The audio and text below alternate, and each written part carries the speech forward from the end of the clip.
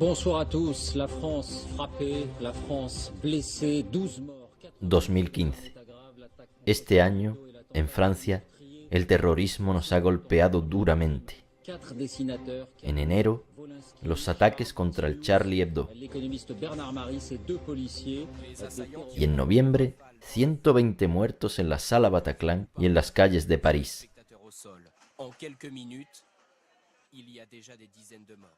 ¿Cómo se pueden cometer tales masacres?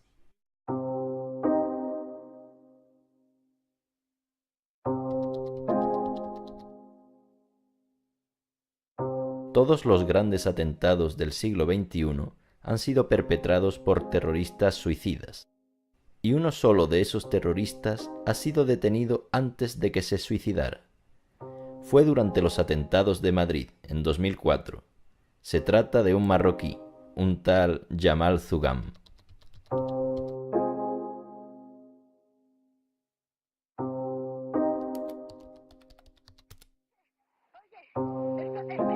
Ha habido una bomba en el tren y hemos tenido...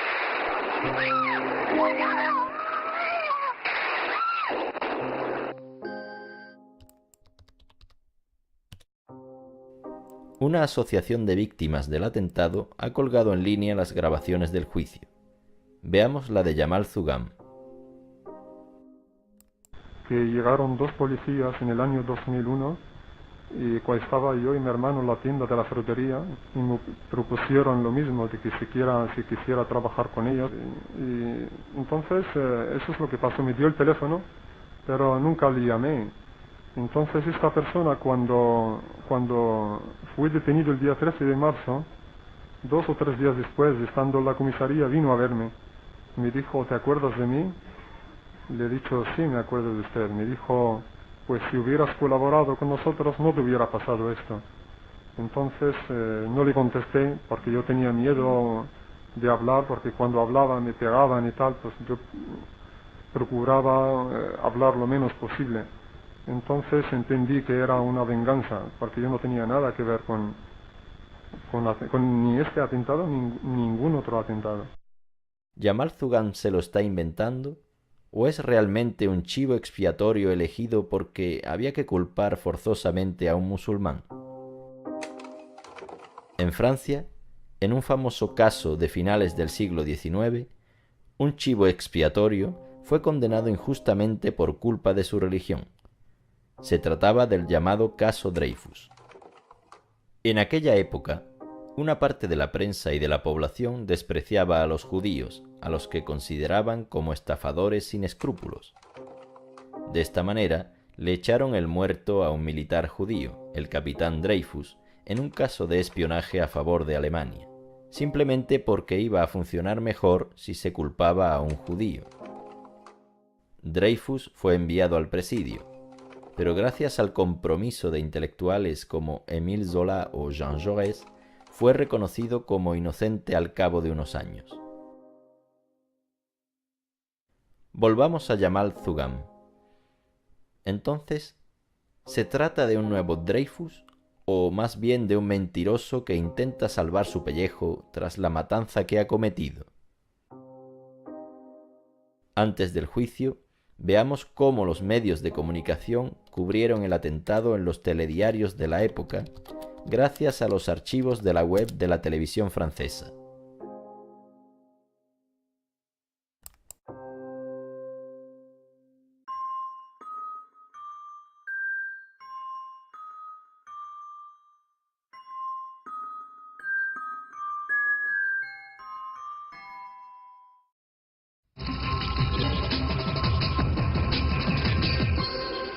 Bonsoir à tous. L'Espagne frappée au cœur par le terrorisme. Le dernier bilan des attentats de Madrid est effroyable. 190 morts, 1250 blessés, 4 trains piégés par plusieurs bombes dans les différentes gares de la ville. Attentat attribué à ETA par le gouvernement. C'est bien sûr le principal titre de ce journal. Jamais le pays n'avait été aussi durement éprouvé par le terrorisme. Un carnage qui intervient à 3 jours des élections législatives. Dans les décombres, les sauveteurs ont évidemment donné la priorité aux rares survivants, prisonniers des tôles, alors que de part et d'autre du ballast gisaient encore des corps inertes. J'ai vu des cadavres partout. Des gens qui brûlaient, des gens qui criaient dans les wagons. C'était horrible. Et les heures passent et vont confirmer petit à petit que c'est l'ETA, l'organisation terroriste basque, qui a commis les attentats de ce matin à Madrid. Les autorités espagnoles, Bertrand Koch, elles n'affichent pas le moindre doute en fait sur l'origine du carnage. Non, David, ici personne n'a le moindre doute, ni les autorités, ni les Espagnols. Et l'explosif utilisé a été identifié, du titadine, de la dynamite, habituellement utilisée par ETA. Et nous reviendrons dans le courant de ce journal sur ces attentats en Espagne, car on apprend à l'instant qu'une cassette avec des versets du Coran en arabe, ainsi que 7 détonateurs ont été retrouvés dans une camionnette à Alcalá de Henares, près de Madrid. Bertrand Koch, on peut dire que le discours s'est bien sûr infléchi depuis ce matin. Oui, vous l'avez dit, c'est un véritable coup de théâtre. Ce même ministre de l'Intérieur... C'est la découverte de cette camionnette à 30 km de Madrid qui a semé les premiers doutes. À l'intérieur, une cassette audio avec les versets du Coran ainsi que 7 détonateurs. L'ombre d'Al-Qaïda. C'est par un communiqué rendu public hier par un quotidien londonien qu'Al-Qaïda aurait revendiqué les attentats de Madrid. Pour certains experts, ce communiqué semble crédible. Ce quotidien en langue arabe, basé à Londres, est un canal classique de revendication d'Al-Qaïda. En général, quand Al-Qaïda revendique un attentat, c'est vrai. Ces gens n'ont pas l'habitude de mentir. Ce n'est pas une question d'opportunité, comme beaucoup le suggèrent. Des mains blanches, des milliers de mains levées par opposition aux mains tachées de sang des terroristes. À Barcelone, ils étaient plus d'1 million à s'être déplacés. À Saragosse, Valence, Séville, Saint-Sébastien, partout l'Espagne avait la même voix, le même visage. Mais tout de suite le point sur l'enquête, la piste islamiste s'affirme davantage. Pas facile de faire parler les carcasses métalliques des trains attaqués. Ce sont pourtant les principaux éléments dont dispose la police espagnole, avec en plus et par chance un étrange bagage abandonné dans cette gare d'El Pozo. Ce sac de sport bourré de dynamite et de grenailles, prêt à exploser d'un simple coup de fil. Celui-ci n'a pas fonctionné, mais la puce téléphonique, elle, a beaucoup parlé à la police. Tout particulièrement au commissariat de ce quartier, lava-pièce, pas loin de la gare d'Atocha. Les policiers sont remontés jusqu'à cette téléboutique d'où venait la carte à puce. Les 3 Marocains arrêtés hier y travaillaient.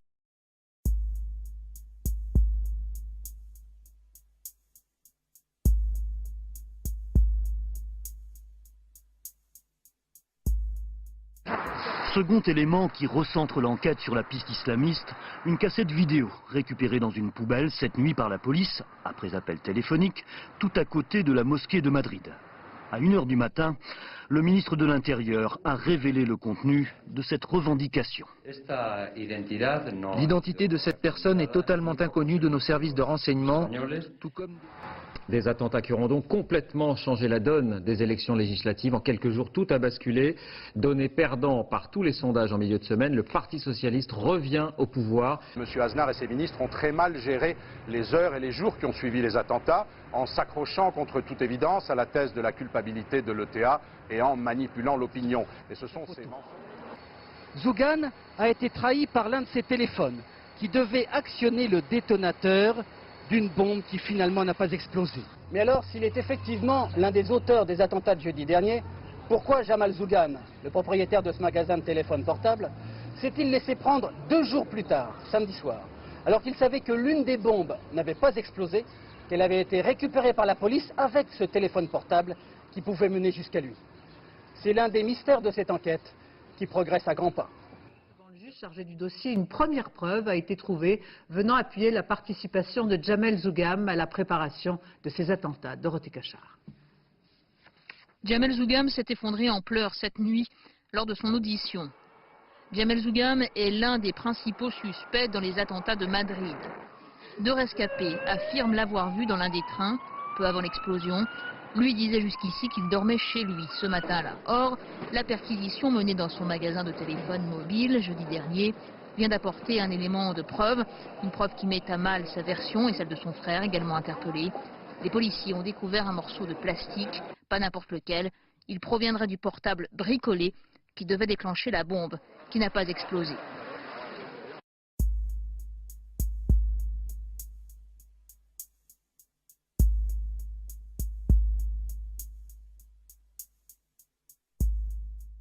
Voici l'un des derniers éléments de preuve pour mieux comprendre le scénario des attentats.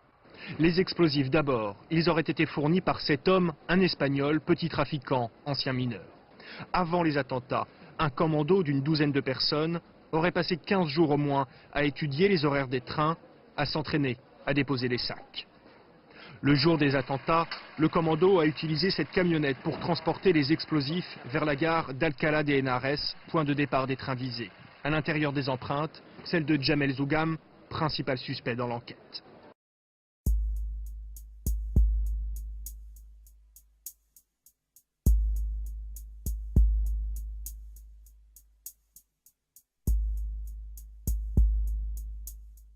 Le plus terrible attentat d'Espagne a peut-être été préparé dans cette petite bicoque. C'est la planque idéale. La maisonnette est à une trentaine de kilomètres seulement de la capitale et l'endroit est tranquille. Des empreintes, il y en avait aussi dans la maison et justement, elles appartiennent à Zougam.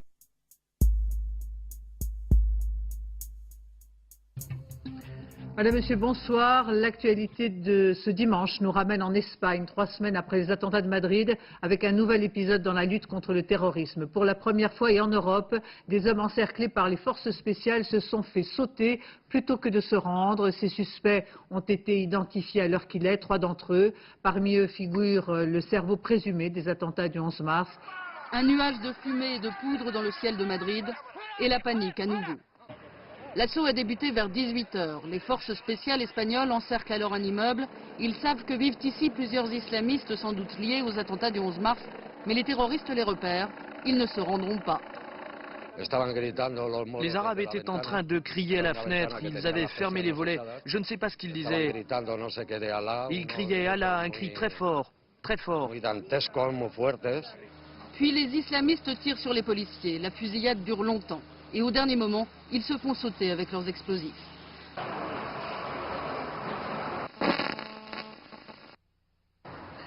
C'est grâce à leur portable que ces hommes ont été repérés et empêchés de commettre d'autres attentats. Une accélération dans l'enquête avec, nous vous le disions, la mort de celui qui est considéré comme le cerveau des attentats de Madrid.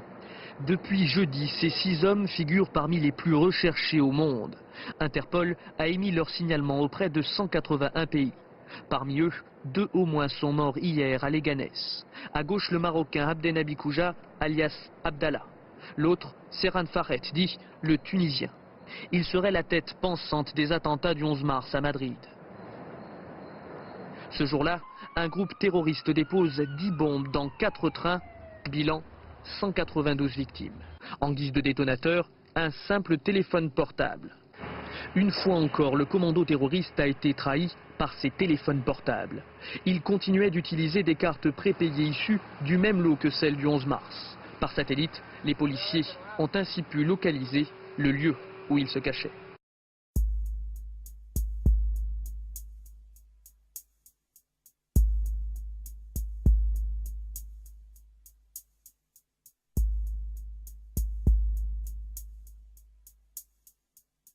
Lutte contre le terrorisme. Une vaste opération a d'ailleurs été menée aujourd'hui dans plusieurs pays européens. Un homme considéré comme l'un des cerveaux des attentats de Madrid a été arrêté en Italie, à Milan. Il s'agit de l'Égyptien Rabei Osman Sayed Ahmed. Un mandat d'arrêt avait été lancé contre lui par l'Espagne.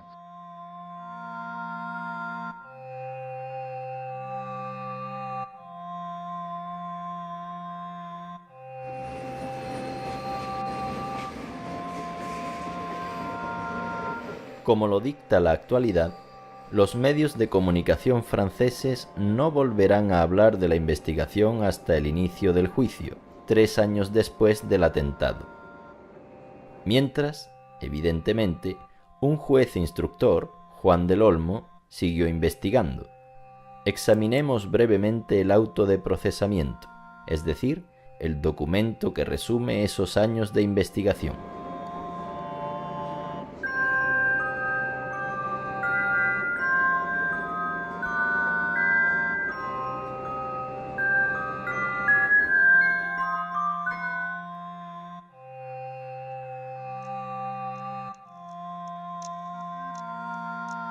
Las 10 bombas estaban repartidas entre 4 trenes que circulaban sobre la misma línea, procedentes del este de Madrid. explotaron cuando los 4 trenes ya habían entrado en Madrid. En la estación de Santa Eugenia, en la estación de El Pozo, a 500 metros de la estación de Atocha y en la estación de Atocha. Y fue una 11ª bomba que no llegó a explotar la que fue clave para la investigación. Un étrange bagage abandonné dans cette gare del Pozzo. ¿Por qué dice una extraña bolsa? Pues porque no la encontraron en un tren. Parece que esta bomba pasó desapercibida cuando se registraron los trenes y que luego fue amontonada con otros objetos abandonados del tren. Esos objetos fueron trasladados a la morgue para ayudar a identificar a las víctimas, salvo los del Pozo, que llegaron a parar a una comisaría. Y fue allí donde 18 horas después del atentado, unos policías se dieron cuenta de que había una bomba entre los objetos.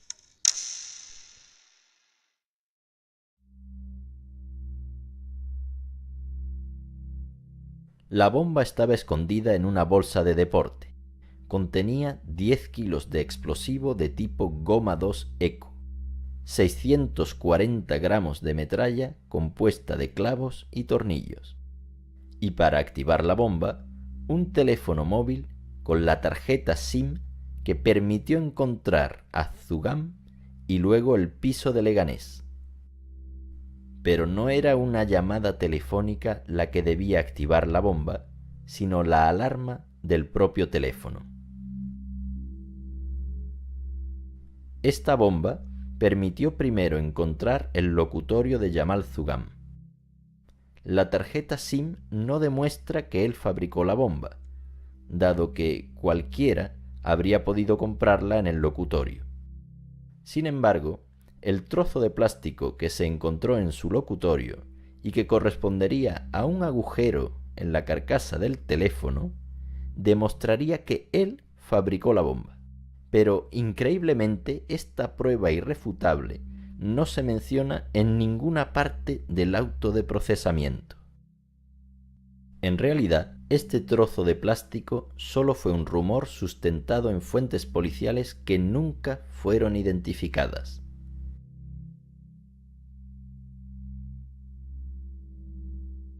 El juez de instrucción recogerá finalmente los testimonios de 4 supervivientes que afirmaban haber visto a Zugam en los trenes. En cuanto a la logística, las bombas se fabricaron en casa de uno de los sospechosos, en Morata de Tajuña. Y luego, los 8 miembros del comando llegaron en coche a la estación de Alcalá de Henares.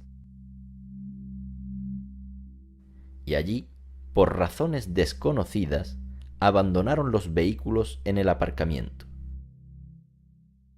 El segundo vehículo es un Skoda Fabia que solamente será localizado 3 meses después, a pesar de que lo abandonaron a pocos metros de la camioneta. En cuanto a las huellas dactilares de Zugam, a pesar de lo que se dijo en los medios de comunicación, ninguna de ellas figura entre las huellas tomadas en la camioneta. Pero entonces, ¿de dónde salió ese rumor de las huellas de Zugam? Una vez más, nos topamos con fuentes policiales sin identificar e imposible obtener más precisiones. Más adelante, las huellas de la camioneta serán atribuidas primero a un abogado americano, ex oficial de una unidad de inteligencia del ejército, y finalmente a un islamista argelino, desaparecido desde entonces en Irak. Y ocurre exactamente lo mismo en Morata, donde las huellas de Zugam no eran más que rumores.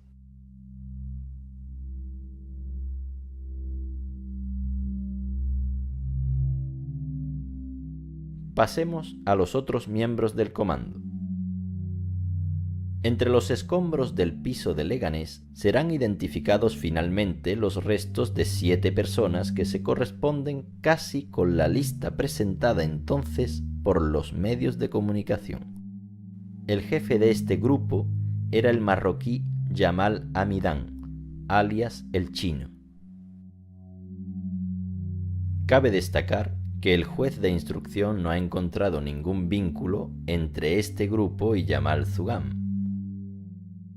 La policía había publicado sus fotos unos días antes de la explosión gracias a las revelaciones de un exminero, Javier Trasorras, confidente policial, que les había facilitado los explosivos. Fue otro confidente quien le puso en contacto con el chino, el marroquí Rafa Zuyer. Las revelaciones de estos dos confidentes fueron determinantes para conocer la naturaleza del explosivo, porque al parecer hubo problemas con los análisis químicos. De hecho, el informe de los análisis de los 4 trenes da como resultado el término impreciso de componentes de dinamita, sin detallar los componentes encontrados, y concluye que es imposible determinar el tipo de dinamita. El jefe de los TEDx puso en duda incluso que fuera dinamita, porque a su juicio los daños corresponderían más a explosivos militares, como el C4. Fue entonces, gracias a los confidentes y también a la bomba que no explotó, como se supo que el explosivo era goma 2 eco y no titadín, como se creía al principio. También fue gracias a los confidentes cómo la policía identificó a la banda del chino. Solo faltaba localizarlos, cosa que la policía logra por otra imprudencia que cometieron. Une fois encore, le commando terroriste a été trahi par ses téléphones portables. Il continuait d'utiliser des cartes prépayées issues du même lot que celles du 11 mars.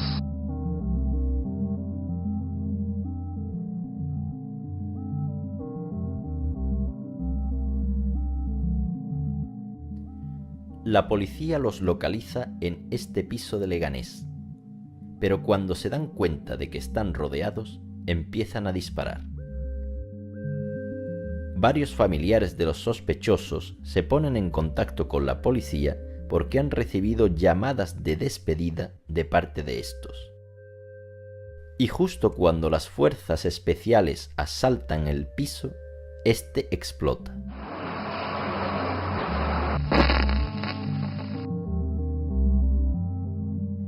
Por lo tanto, Zugam es el único superviviente del comando.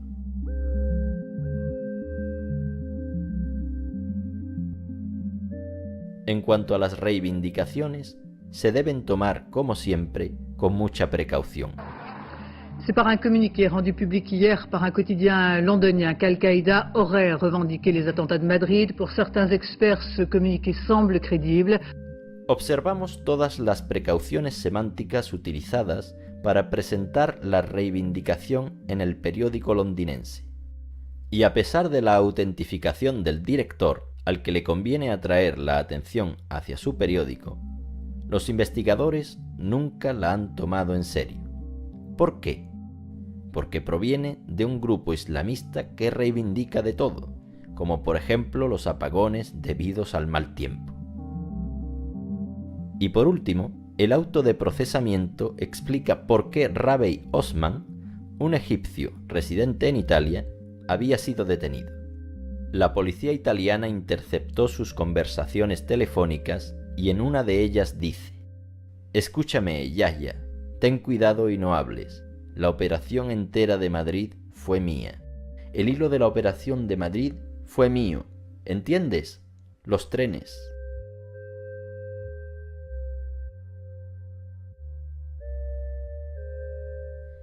Esta investigación del juez instructor va a servir de base para el juicio que comienza en febrero de 2007.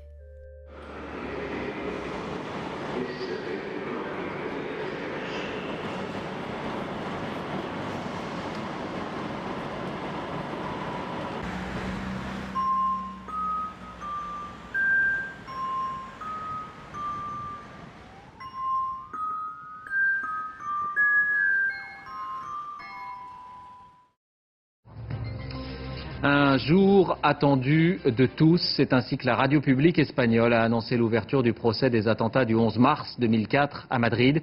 29 accusés, 18 placés derrière une vitre par balle, 11 autres comparaissent libres, une majorité de Marocains, 9 Espagnols. Premier appelé à la barre, Rabey Osman, dit Mohamed l'Égyptien, un des 4 cerveaux présumés. Il s'exprime en arabe et accepte finalement de répondre, mais uniquement aux questions de son avocat. Monsieur le Président, je n'ai jamais eu aucune relation avec les événements de Madrid. Je condamne fermement et sans condition les attentats, y compris ceux de Londres et de New York. Parmi les familles de victimes qui ont assisté à cette première journée, ce couple de Français venus de Pau. Leur fille Marion, 30 ans, est la seule victime française décédée dans ces attentats. Son père craque. Après l'audition de ce premier cerveau présumé qui nie tout en bloc, le procès se poursuivra demain avec la diffusion des écoutes téléphoniques qui l'accusent. Pero la televisión francesa no cubrirá ni la audiencia del día siguiente ni ninguna otra durante todo el juicio. De hecho, ningún medio de comunicación francés cubrió lo ocurrido en este tribunal. La audiencia relativa a esas grabaciones de Rabey Osman hay que buscarla en internet, concretamente en la página web de una de las asociaciones de víctimas.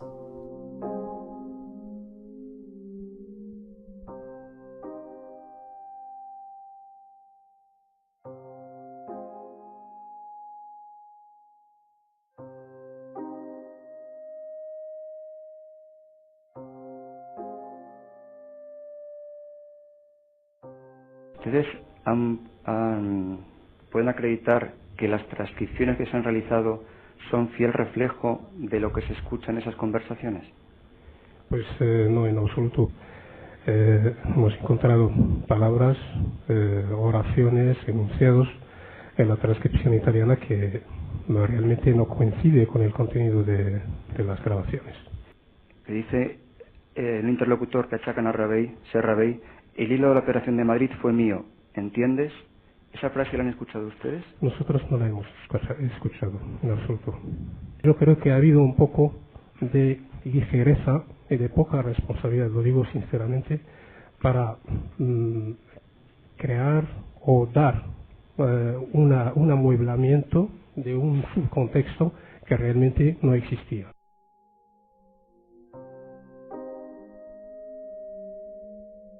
Pero si las frases que acusan a Rabey Osman fueron inventadas, ya no hay nada que demuestre su culpabilidad.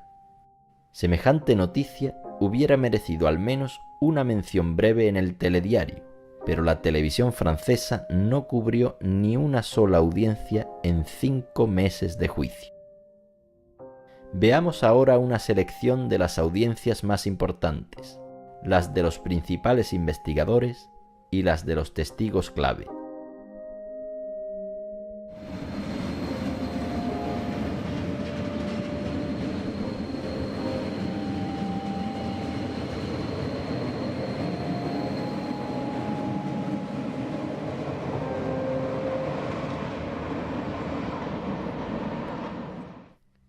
La pieza clave de la investigación es una bomba escondida en una bolsa que se encontró en una comisaría.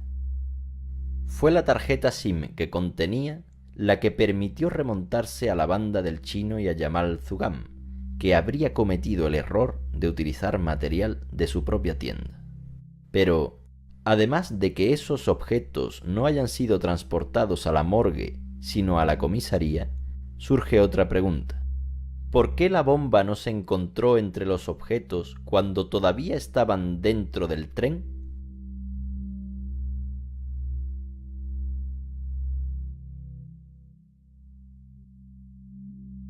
Por cuestiones de seguridad, la mayoría de los que declaran no son filmados, solo se escucha su voz. Si se inspeccionaron y se verificaron los trenes de arriba abajo, o sea, de cola a cabeza y viceversa, ¿cómo puede explicarse que llegara la mochila a la comisaría de Vallecas? Yo no puedo explicárselo, puede explicármelo usted, porque yo tampoco puedo explicárselo. Lo que sí estoy totalmente convencido de que después de la revisión de los teras que trabajaron allí, no había ni una sola mochila que contuviese un artefacto explosivo, y eso se lo puedo asegurar, porque lo hicieron y me consta concienzudamente. Es más, le dije 2 veces y cuando hablé con ellos me dijeron que no, que le habían hecho 4. O sea,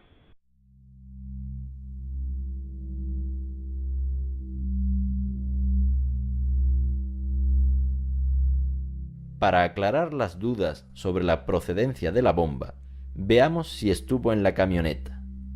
Registrándola, se hallaron una cinta del Corán y unos detonadores, pero nunca se encontraron huellas de explosivos, a pesar de que se utilizaron perros adiestrados.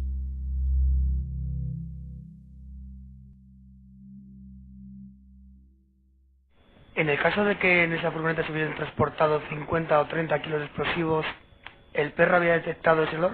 Sí, lo había detectado inmediatamente, pues quedan residuos del explosivo y el perro lo había detectado. Ninguna pregunta más seria. Que si esa cantidad introducida dentro de una bolsa de plástico de basura cerrada, introducida a la vez dentro de una mochila bien cerrada a las cremalleras, podía haber sido detectada o podría haber fallado el perro en su detección.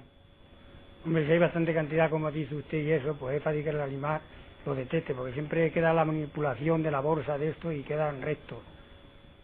Pero podría ser que no, en algún momento. Si hay tanta cantidad, sí le digo.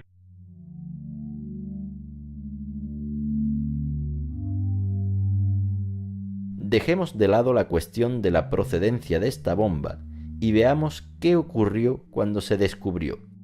En primer lugar, su desactivación.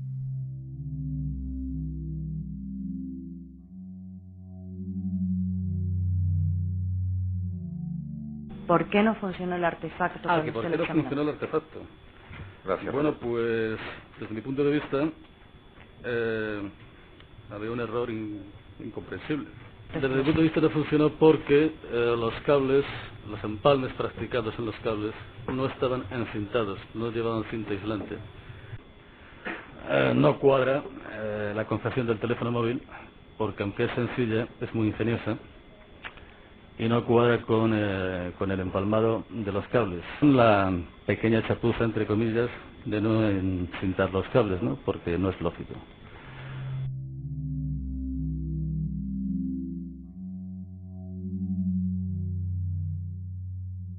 La policía científica también estuvo presente durante la desactivación de la bomba.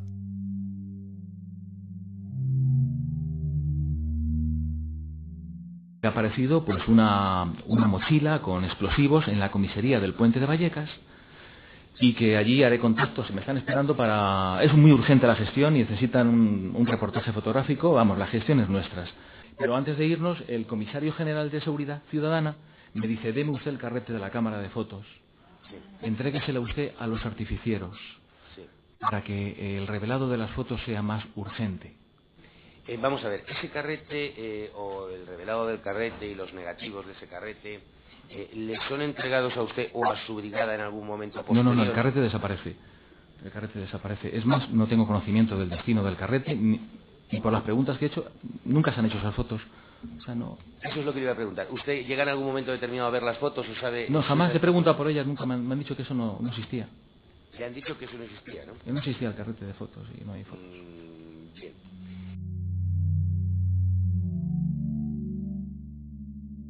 Pero entonces, ¿de dónde proceden las fotos que se han publicado en los medios de comunicación?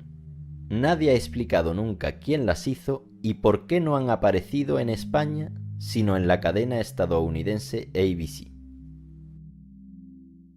Además de su origen, el contenido de las fotos ha planteado nuevas preguntas. En una de ellas se ve una gran cantidad de clavos y tornillos que debían actuar como metralla. Este punto no ha sido abordado durante el juicio, pero la médica forense lo abordó poco después en un medio de comunicación.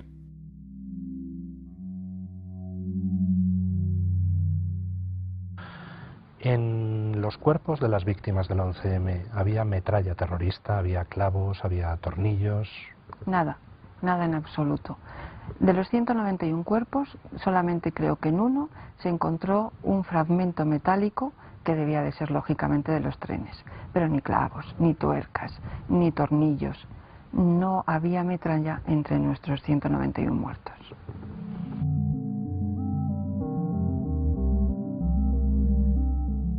Esta diferencia con las bombas que explotaron aumenta aún más la extrañeza de esta bolsa.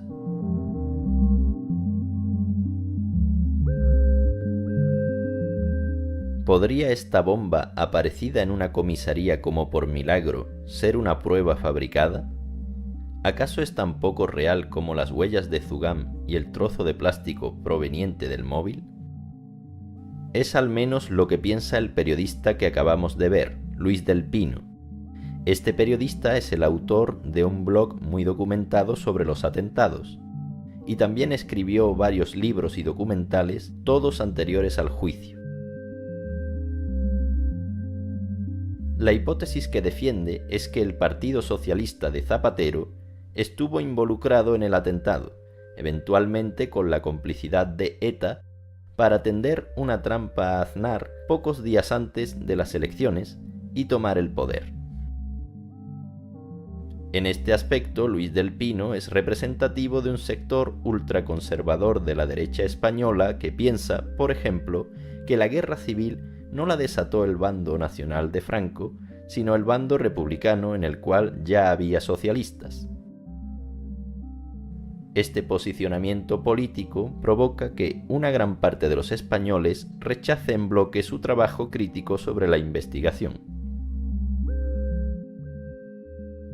Julio Anguita, ex líder de Izquierda Unida, es uno de los que aceptan debatir con sus adversarios políticos e intervino en el programa de radio de Luis del Pino.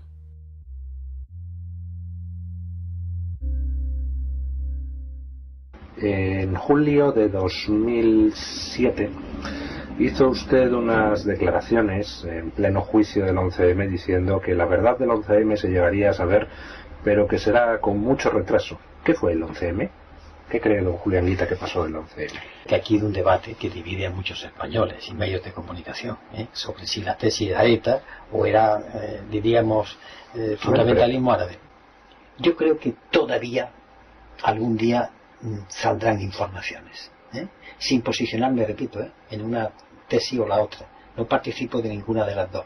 ¿Y de alguna otra tesis alternativa a esas dos? No lo sé, pero confieso que lo veo tan oscuro como otras cuestiones. ¿Por qué? Porque otra vez estamos con implicaciones fuera de España, de alta política.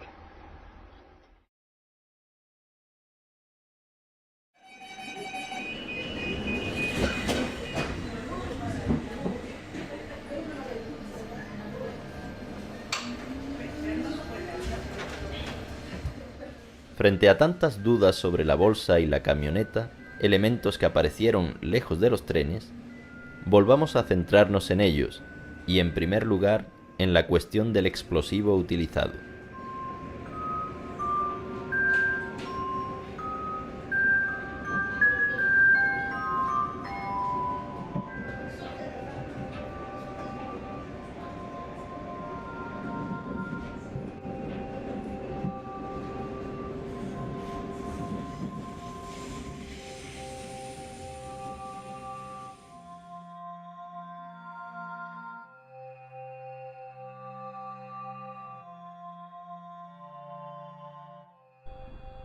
Dijo usted en su primera declaración que usted puso en conocimiento de la policía lo que vio en el maletero del chino 3 o 4 días después del atentado. ¿Esto es cierto? No. ¿No lo ratifica? No. Ya le digo que fue por lo que me mandaron decir, porque me dijeron que era testigo protegido y el juez del Olmo, astutamente, porque se puede decir que astutamente, me dijo que estaba protegido bajo la ley vigente en España, la protección mía y de mi mujer. Ni mi mujer ni yo estuvimos protegidos, ni lo estamos. Y entonces declaré lo que me mandó el CNI y la comisaría. ¿El CNI? ¿Quién es el CNI? El agente del CNI que fue a Avilés.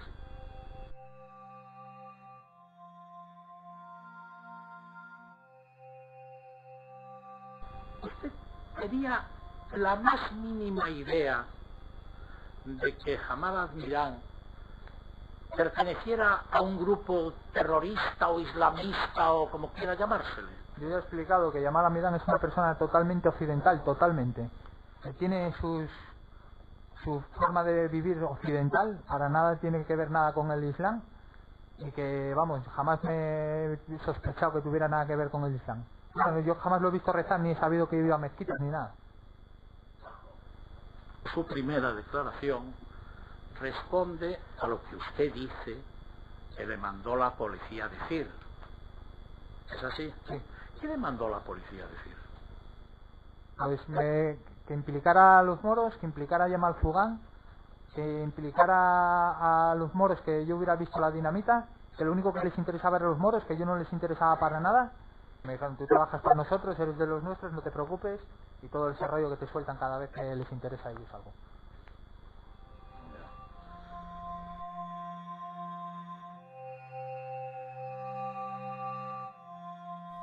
Pero si se lo ha inventado todo, ¿cómo se puede saber con certeza que el explosivo era goma 2 eco? Ya vimos que el informe de los análisis químicos no menciona los componentes que se encontraron y que afirma que no se puede determinar el tipo de dinamita. ¿Se debe esta imprecisión a que los análisis no fueron encargados a la policía científica según el procedimiento habitual, sino al laboratorio de los TEDx, cuya especialidad es desactivar los artefactos?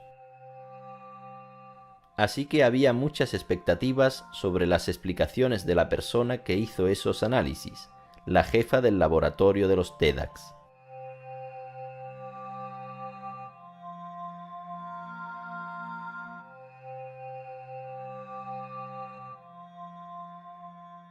¿Y cómo se detectan los componentes orgánicos?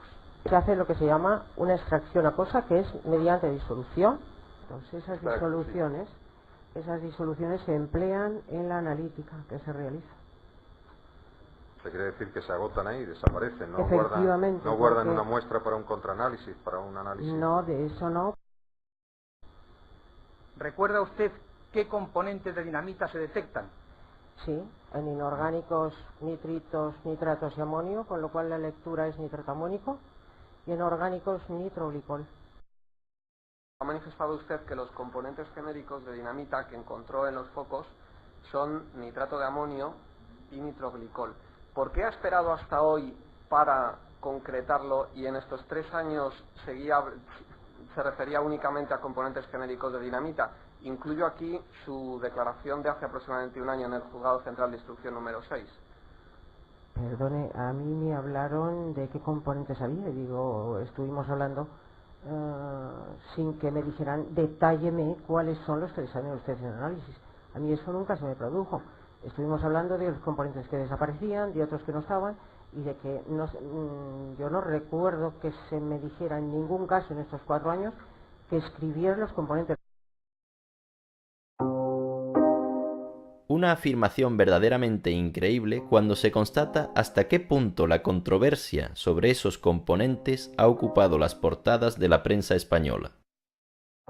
Resulta imposible volver a hacer análisis para aclarar las dudas, ya que por un lado la jefa del laboratorio ha declarado no conservar ninguna muestra y por otro lado, ya que los trenes fueron destruidos solamente 2 días después del atentado, como lo recordará el tribunal en la sentencia.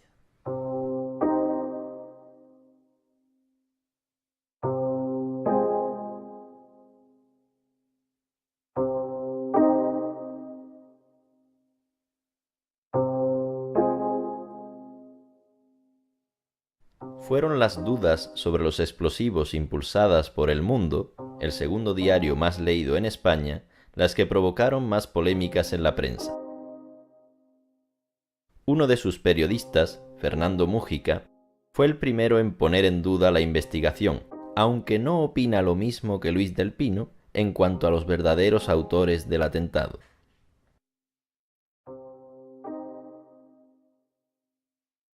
Yo siempre pensé, el que ideó los atentados, ideó la trama de enmascaramiento posterior. Ahora no lo creo en absoluto. Yo creo que una cosa son los atentados y otra cosa es toda la versión oficial de la trama de enmascaramiento. Yo no creo que ningún policía, ningún miembro del CNI, ningún político, ni del Partido Socialista, ni del PP, esté implicado en los atentados. No lo creo, con toda sinceridad. Entonces, según él, hay que distinguir dos cosas. Por un lado, el atentado en sí, y por otro lado, la desviación de la investigación hacia una pista falsa. Y el hecho de que policías, jueces o políticos participaran en esta desviación no significa que estuvieran implicados en la ejecución del atentado. Luis del Pino invitó a Fernando Múgica a su programa de radio para que confrontaran sus hipótesis. A mí me gustaría preguntarle a Fernando, bueno, que concretara un poco más. Estamos hablando de servicios secretos, lógicamente, de fuera de España, y en el caso de Luis piensa que son servicios secretos de dentro de España. Entonces, un poco que cada uno profundizara para que la gente se haga la idea de cómo puede ser posible eso. La gente conoce la CIA, la DIA, la DEA, el FBI y la NSA. 5. Hay 1.750 agentes de inteligencia en Estados Unidos. Entonces, bueno, conocemos 5, pues nos faltan 1.600... no sé, 1.745 nos faltarían. Bien, hay una cosa que la gente se está preguntando que me parece esencial, y es, ¿cómo es posible que no fuera para cambiar el voto si sucedió, no? En realidad, es que el gobierno no lo pudo hacer peor. Es decir, el voto no se cambió por el atentado, se cambió por la torpeza del gobierno y por la habilidad del contrario, pero no por el atentado. Y yo creo que el atentado es un atentado externo a España, por completo. O sea, de inspiración geoestratégica. Geoestratégica. Utilizar a los islamistas para una conflagración mundial ideológica, que es lo que fue el 11S, y después el 11M. Era el año de elecciones en Estados Unidos, es evidente. Y entonces esto le venía al pelo. 11S, 11M. ¿Crees que la gente, después de dar de comer la papilla a su niño pequeño, de que le van a despedir de su empresa, de que no ha conseguido que calle su niña de 15 años que está gritando que quiere otro iPod más y que se le ha roto una uña, va a estar pensando si el 11S y el 11M en Wisconsin, por ejemplo, es diferente? La gente se queda con números, con palabras, con pequeños datos. La gente no lee nada. Yo tengo compañeros de mi periódico importantes y amigos que no han leído ni el 1% de lo que yo he publicado del 11M. Lo noto por sus preguntas. Cuando me dicen, oye, pero esto, ¿y tú no podrías explicar? Tú no los has leído. Dicen, no, yo no lo he leído, era demasiado largo. La gente no lee nada, ni sabe nada. ¿Sabes por qué se llama el chino, el tunecino? Porque suena a la gente. Nadie se queda con Ali Lanrabet, no, se queda con el chino y el tunecino. ¿Y sabes por qué no se llama el argelino? Porque era la Mari, la palabra más castiza en España, la Mari. Por eso no se llama el argelino. Si no, le hubieran llamado el argelino. Pero es que para colmo el chino no era el chino, como todo el mundo sabe, porque nadie le llamaba el chino, le llamaban Mowgli. Entonces, esos son inventos de los que saben muchísimo de comunicación y de los que saben que la gente se va a quedar con dos palabras: el chino, la dinamita, el minero. La mentira ha colado. Los que nos hemos dedicado a esto hemos quedado como auténticos gilipollas, ¿vale? Bueno, me lanzaba Sandra una pregunta, pero lo siento mucho, no voy a responder a esa pregunta. Él cree en la hipótesis de servicios secretos externos, yo creo que fue algo 100% nacional, pero tenemos a Fernando. Venga, vale. Para exprimirle aquí, yo tengo toda la vida para explicar mis teorías. Si eso es así, entonces es de suponer que toda la campaña de manipulación de pruebas posterior al 11M no tiene nada que ver con los verdaderos autores, sino que es ejecutada por otras personas y forzosamente tuvo que ser improvisada. En mi opinión, toda la manipulación del 11M, que está desde las, 11 de la mañana del día 11, precisamente, a mí me parece que es un producto improvisado. ¿Por qué digo que la improvisan? Porque es imposible hacerla tan mal. Es decir, si no se fuera improvisada, entonces la furgoneta tendría huellas de los que ellos quieren que las tengan. Es decir, en una mochila que hay tornillos y clavos. Todo es una chapuza detrás de otra. Si en realidad toda la teoría es que viene de fuera, aunque no te guste decirlo así, pero que es un ataque islamista, que falso ataque islamista. Un falso ataque islamista, pero que no tiene nada que ver con nuestros servicios secretos ni con ETA. ¿Por qué? ¿Qué tiene que ocultar el gobierno? El gobierno actual y el anterior, el PSOE y el PP, han fabricado esta mentira. Estamos hablando de un asunto de Estado. ¿El Estado se va a meter ahora con otro Estado a pedirle explicaciones? Vamos, no lo hacen aquí ni lo hacen en ningún lado. ¿Qué pasó en Leganés, don Fernando? Pues que los reunieron allí y adiós, buenas tardes. Eso es lo que pienso. Pero estaban muertos ya antes de la explosión. No tengo ni idea si estaban muertos, si estaban vivos, si quiénes estaban, no estaban, no tengo ni idea. Pero eso es un cierre de archivo, que así se llama en el argot de inteligencia, y punto final.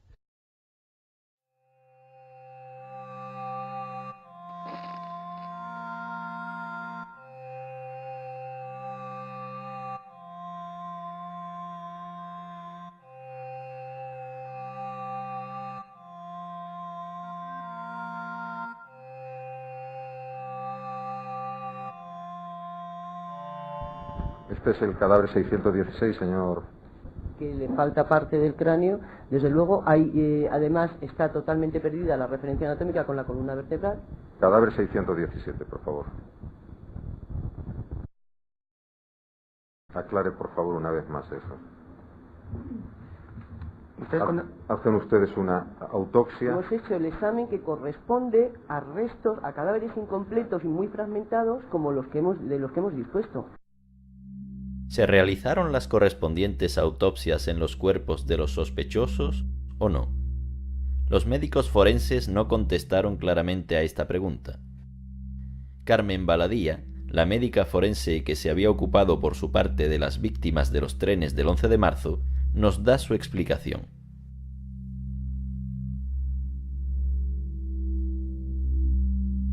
Lo cierto y verdad es que en sentido estricto no se hicieron autopsias, se hicieron estudios complementarios.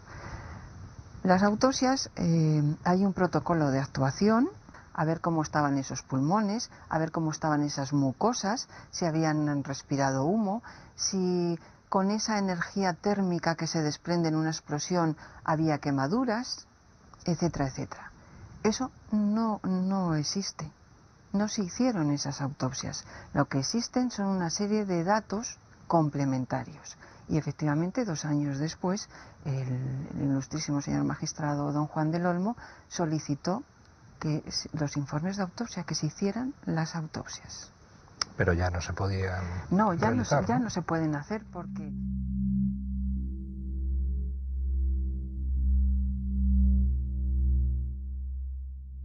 Volvamos a ver este episodio desde el principio. Nadie vio lo que pasaba en el piso porque las persianas estaban cerradas. Y fue gracias a sus llamadas de despedida como la policía supo que los sospechosos estaban dentro del piso.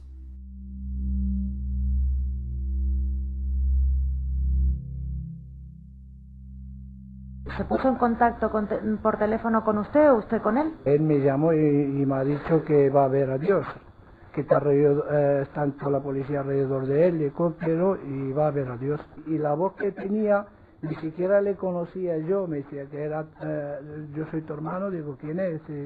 Primero me dijo, soy Abdullah. Le dije, ¿quién es Abdullah? Porque... Y luego dice, soy tu hermano. Mire, usted dice que cuando su hermano habla con usted, sí, le comenta que está... le habla como persona desesperada, ¿no es así?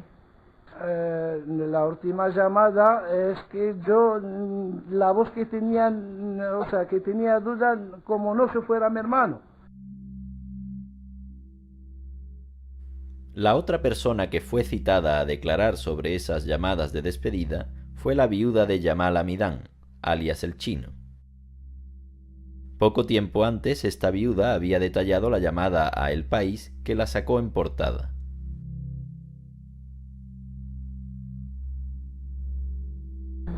¿Habló usted con su marido el día 3 de abril del año 2004? El día de la explosión de Leganés. No. ¿No recuerda usted haber declarado algo a un medio de comunicación en ese sentido? No recuerdo. Los medios de comunicación, estoy harto de repetirlo, no son fuente de prueba. Gracias, señor presidente. El juez excluyó del proceso la entrevista en la que ella había inventado esta llamada de despedida, y nunca se conocerán las razones de esta invención.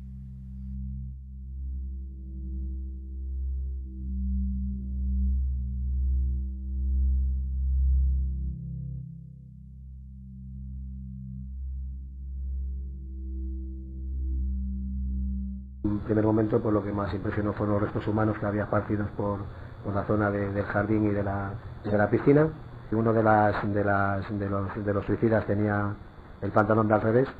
Nos dio la impresión en ese momento que parecía que tenía puesto de al revés el pantalón, no de atrás para adelante, sino de al revés. La explosión, como afectó a varios pisos, no podíamos precisar con exactitud de dónde venían algunas de las prendas, por ejemplo, ¿no? ¿Encontraron algún tipo de documentación sobre ETA? ¿Algún tipo de documentación sobre ETA?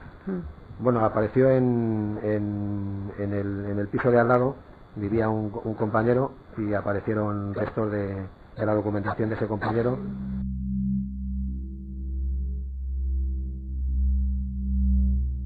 La policía nunca estuvo muy lejos del comando.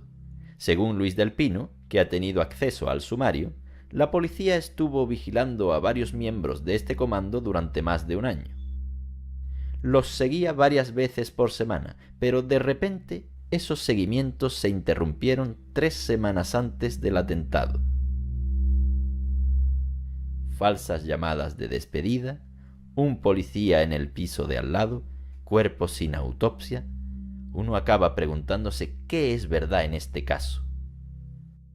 Lo que sí sabemos es que un miembro de las fuerzas especiales también murió durante el asalto. Pocos días después y bajo anonimato, un miembro de esta brigada de élite, el GEO, dio su punto de vista sobre este asalto a la cadena SER.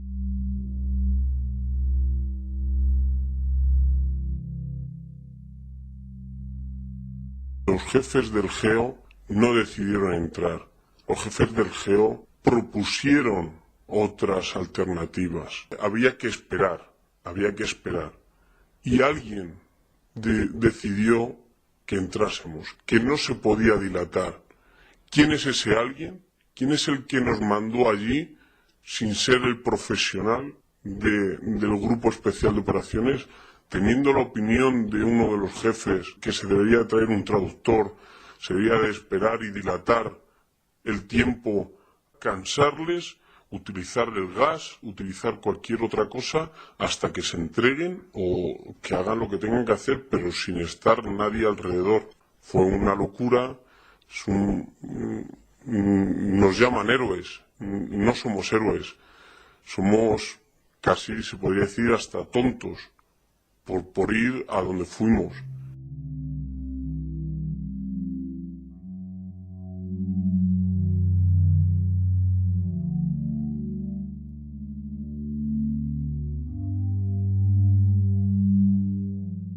No es la única noticia sorprendente que la cadena SER ha dado sobre el 11M. Y hay una anécdota última que respecto al 11M, digo porque estamos en las fechas del auto de procesamiento del Olmo, y es que quiero recordar que el 11M, el mismo día de los atentados, estaba en Palma el Boeing 737 de la CIA. Y este Boeing, al día siguiente de los atentados, salió a todo escape de Palma porque modificó su horario de salida. Anunció que iba a un aeropuerto sueco, en concreto al aeropuerto de Örebro, y nuestro periódico demostró que a Örebro no había ido nunca y que en realidad donde fue a Bagdad. Es decir, al día siguiente del 11M, de la mayor matanza de la historia de España, un avión de la CIA partió de Palma hacia Bagdad. Caray, pues me habéis casi sembrado la inquietud esta tarde, porque me empezabais hablando de esos pisos secretos, pisos escucha que estarían en territorio español, y ahora me terminas con esta información también inquietante otra vez, ¿no? Hay que tener en cuenta que esta noticia fue divulgada por periodistas que la cadena SER había invitado a un programa que no estaba dedicado al 11M, sino al escándalo de los vuelos secretos y de los secuestros de la CIA en Europa. Porque al igual que la mayoría de los medios de comunicación, esta cadena de radio nunca puso en duda la investigación judicial en sus programas dedicados al 11M, probablemente por la costumbre de oponerse a las posiciones defendidas por otros medios, como por ejemplo Libertad Digital. Hay que recordar también que la cadena SER optó muy pronto por abandonar las sospechas sobre ETA a favor de la pista islamista, hasta tal punto que difundió durante las primeras 24 horas la falsa noticia de que se encontraron terroristas suicidas entre los cuerpos hallados en los trenes.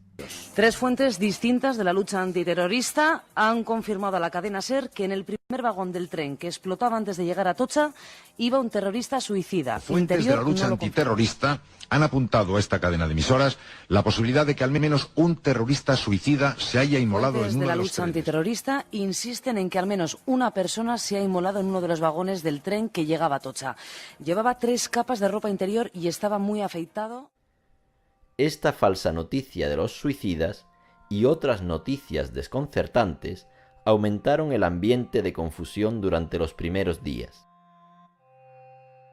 Fue sin embargo durante esas primeras horas, a pesar de esta atmósfera de confusión, cuando la investigación habría podido avanzar decisivamente en un aspecto concreto, la búsqueda de testimonios. Y para terminar, veamos lo que el juicio ha revelado sobre este asunto.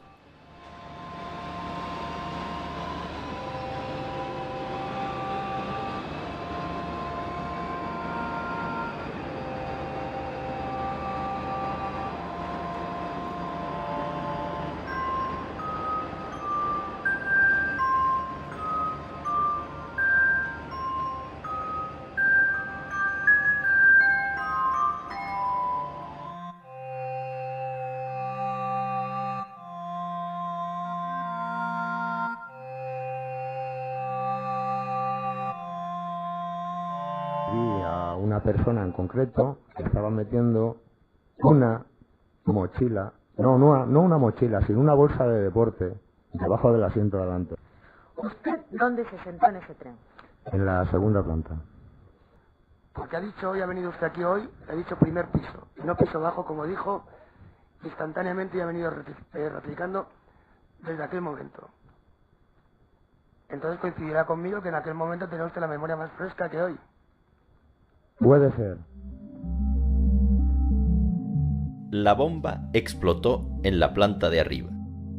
Así que, en el juicio, este testigo modificó su testimonio para que correspondiera con la realidad, y uno se pregunta por qué no fue apartado durante la instrucción. El auto de procesamiento aporta pocos datos sobre los otros 3 testigos, en particular sobre la fecha en la que identificaron a Zugam. Y no se sabrá nada más sobre el primer testigo porque, curiosamente, poco tiempo antes del juicio, esta persona regresó a su país de origen, Rumanía. Las últimas testigos son también 2 trabajadoras rumanas que iban juntas al trabajo ese día. ¿Qué es lo que vio exactamente? Pasó un chico con una mochila azul, me tocó el hombro derecho y pasó en vagón abría la puerta y pasó un vagón en mi frente. Yo le miro la cara a ver qué pasa, que no pide perdón, que nada, que pasa como un loco. ¿Cuándo es la primera ocasión en la que usted presta declaración? ¿El 1 de abril de 2004? Sí. Esta fecha es el dato más importante. Esta testigo reconoció a Zugam 3 semanas después del atentado, plazo demasiado largo para que se considere esta declaración como fiable, sobre todo si la persona que se chocó con ella se alejó a toda prisa y si tenemos en cuenta que la testigo había visto probablemente la foto de Zugam difundida por los medios durante estas 3 semanas.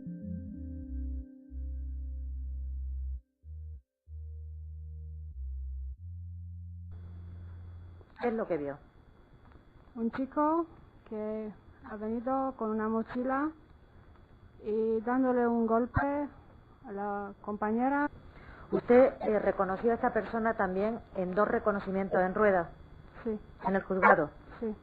una en abril de 2005 y otra en marzo de 2006. Sí. A un testimonio tan tardío no debería concedérsele ningún valor, sobre todo al haber sido influenciado por su amiga y por los medios de comunicación. Para darse cuenta de la influencia que los medios de comunicación han ejercido difundiendo la foto de Yamal Zugam, veamos a dos testigos que durante la instrucción habían reconocido a otros sospechosos diferentes.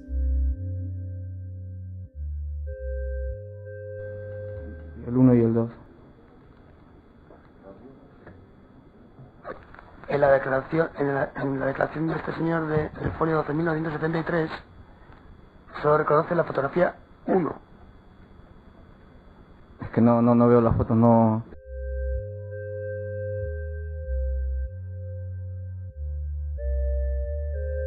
El número 2. Sin ninguna duda. Sin ninguna duda. ¿Por qué motivo reconoció usted al número 6? Probablemente porque estaba nerviosa.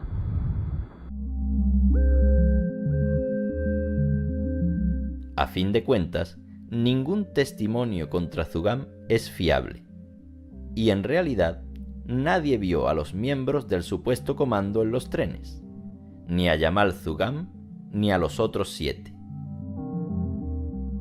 En resumen, toda la investigación judicial se vino abajo en el juicio, y parece ser que la justicia se hubiera enmarañado en una pista falsa.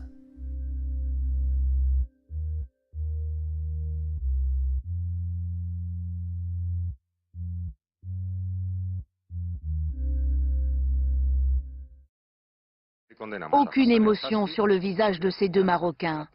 Chacun vient pourtant d'écoper de 40 000 ans de prison, peine cumulée pour les victimes et pour être les poseurs de bombes. Peine théorique traduite en 40 ans de réclusion. Sur les 28 accusés, 21 sont reconnus coupables. Parmi les acquittés pour manque de preuves, une surprise, celui qu'on appelle Mohamed l'Égyptien, considéré comme un des cerveaux des attentats. Le procès a duré 8 mois et demi. Une longue et nouvelle épreuve qui s'achève pour les victimes et leurs familles. Quant aux peines, elles les trouvent parfois trop légères. Il y a des gens qui sont en prison depuis 2 ans, et je pense que certains seront libres dans 2 mois. Après le choc et le mal qu'ils ont fait aux gens, leur vie continue. La justice devrait changer. Les accusés, escortés par un lourd dispositif policier, ont regagné leur cellule de la prison de haute sécurité dans la banlieue de Madrid. Increíble. Aparte del caso de Rabe y Osman, el tribunal ha dado por buena la investigación judicial, a pesar de todas sus contradicciones. Veamos la sentencia con más detalle. En cuanto a Zugam, el tribunal ha dado por válida la bomba que no explotó, así como 2 testimonios contra él. Los acontecimientos de Leganés no han sido puestos en duda, y los 7 sospechosos han sido reconocidos como los otros autores materiales. Al contrario de lo indicado por la televisión francesa, este detenido ha sido condenado por transporte de explosivos y no por haber colocado bombas. También cabe señalar que la mayoría de los 21 condenados no han sido reconocidos como culpables de haber participado en el atentado, sino de pertenecer a organizaciones yihadistas de tráfico de drogas, de explosivos o de documentación falsa. La televisión francesa no hace mención de que el exminero español Javier Trasorras también fue condenado a 40.000 años de prisión, considerado culpable de haber facilitado explosivos de tipo goma 2 eco. Y la sentencia confirma que se utilizó la furgoneta Renault Kangoo para transportar esos explosivos. Así, el tribunal solo descartó 2 elementos secundarios: el segundo vehículo y el cerebro, Rabe y Osman, cuyas escuchas telefónicas se consideran como falsificadas. Aquí está lo que se considera como verdad judicial, pero resulta difícil de creer para quien haya visto el contenido de las audiencias.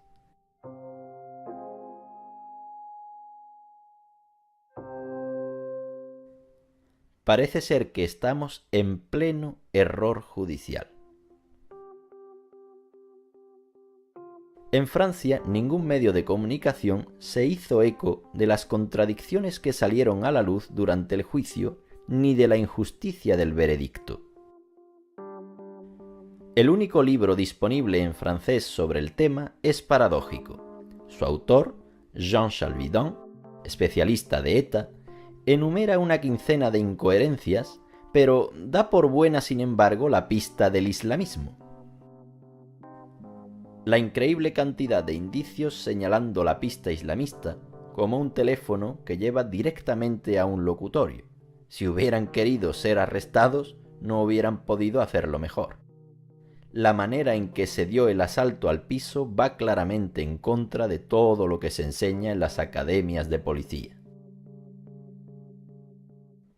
Cabe preguntarse si aparte de la manipulación política no hubo otra, más maquiavélica aún.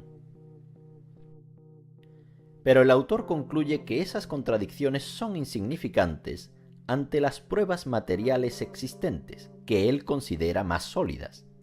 Por desgracia, el autor nunca volverá a hablar del tema una vez demostrado que tanto las huellas de Zugam como el trozo de plástico del móvil solo eran rumores.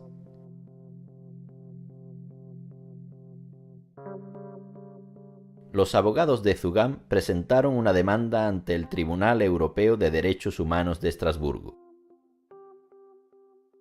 Este tribunal no siempre publica todas sus decisiones, pero se puede obtener alguna información presentándose allí, ya que a través de unos interfonos allí instalados podemos comunicarnos con sus juristas.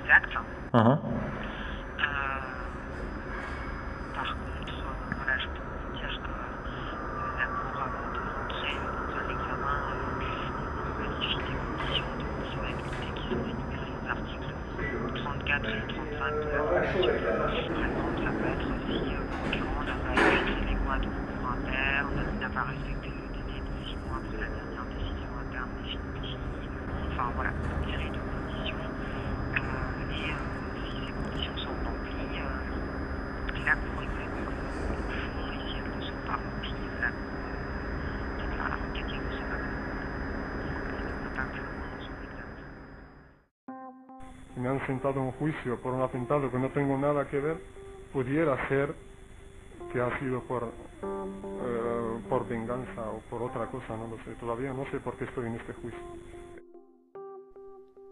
Hace ahora 12 años que Jamal Zugam está encarcelado. Cuando llegué a casa, cené, charlé, hablé un poco con mi madre y dormí. Y hasta el día siguiente, que era el día 11, cuando me levanté. Mi madre fue a hablar con el señor instructor. El señor instructor mi madre le dijo, mira, si hay algo de lo que estoy seguro es que mi hijo ha dormido en casa y se levantó a las 10 de la mañana y yo le preparé el desayuno. Entonces el señor instructor le dijo, ya lo sé, yo sé que Jamal ha dormido en casa, y le dijo, vaya usted a casa y pida la libertad.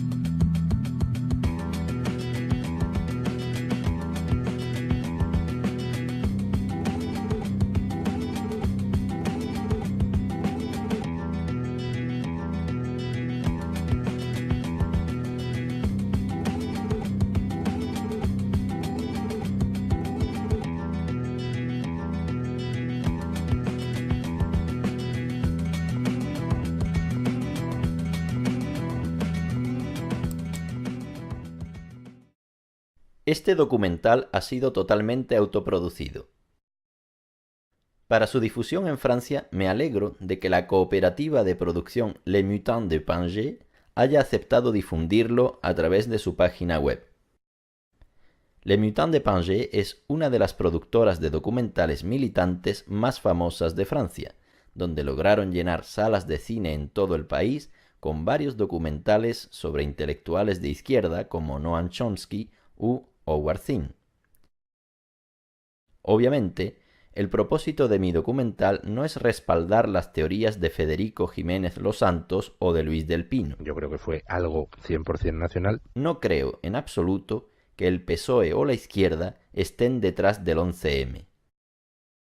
Nos quedan las posibilidades evocadas por Fernando Mújica y Julio Anguita. El atentado es un atentado externo a España, por completo. O sea, de inspiración geoestratégica. Geoestratégica. Estamos con implicaciones fuera de España, de alta política. ¿Cuál era la situación geopolítica en la época del atentado? Era un año después de la invasión de Irak. En esa época, esta invasión me provocó un verdadero shock, como a millones de personas en todo el mundo, porque se veía claramente que su meta real era tomar el control de los recursos petrolíferos. Pero estaba lejos de imaginarme que esta conquista militar escandalosa quizás solo era el primer paso de un plan de conquista todavía más monstruoso. Hasta que encontré, años después, las valientes revelaciones del general Wesley Clark, antiguo comandante supremo de la OTAN. One of the generals called me and he said, "Sir, you gotta come in and talk to me a second." I said, "Well, you're too busy." He said, "No." He says, "We've made the decision. We're going to war with Iraq." This was on or about the 20th of September. So I came back to see him a few weeks later, and by that time we were bombing in Afghanistan. I said, "Are we still going to war with Iraq?" And he said, "Oh, it's worse than that." He said, he reached over on his desk, he picked up a piece of paper, and he said, I just got this down from upstairs, meaning the Secretary of Defense's office today, and he said, "This is a memo that describes how we're going to take out 7 countries in 5 years, starting with Iraq and then Syria, Lebanon, Libya, Somalia, Sudan, and finishing off Iran."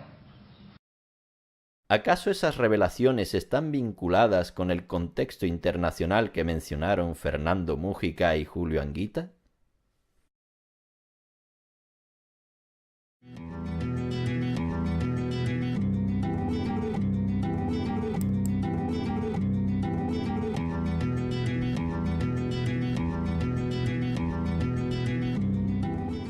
Daniele Ganser es un historiador de la Universidad de Basilea, en Suiza, que ha estudiado a fondo el terrorismo durante el período de la Guerra Fría.